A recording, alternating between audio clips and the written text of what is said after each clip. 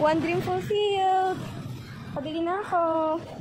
Without looking at the price, pero ang mahal niya, it's 56. Kakaloka. So, yun lang. Bye-bye. Lapit na ako sa Kapilya. Paliko na ako. It's 8:44. Bye-bye. Guys, so, pupunta na ako ngayon sa Kapilya. Unang gabi ng Panata. It's 8:40 na. Alas 9 yung Panata. Galing akong SM Santa Mesa. Tapos, dire-diretso na ako dito. Tapos, nakamagkano ako. Original price nung relo ni Tatay is 20.30. Tapos, nabili ko na lang siya ng 1.7. Actually, 1.625 na lang siya. Then, binilhan ko rin sila Tito Teddy at Tito Mario ng tigisa silang t-shirt, which is 200 yun. 200 isa. May less na 10% discount, so 190 isa na lang.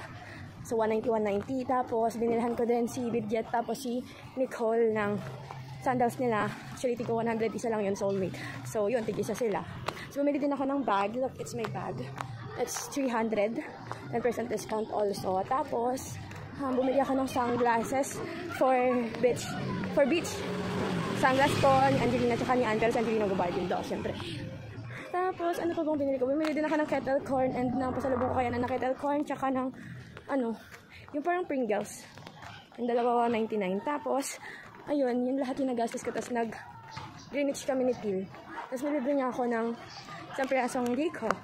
Tapos, ano pa bang binili ko? Wala na, yun lang naman.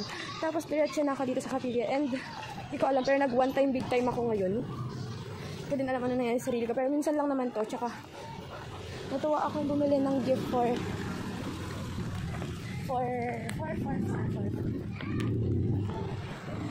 natuwa akong bumili ng gift for my family sa Pangasinan. Tsaka, minsan lang naman ako magpunta doon. Kaya, yun.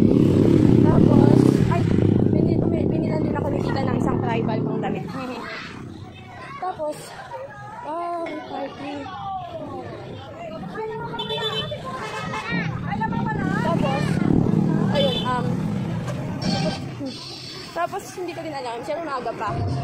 Hindi ako ng The Light, yung malaki. Tapos, hindi ko tinignan yung presyo. Dumiretso na lang ako sa bilihan sa Mighty Mart.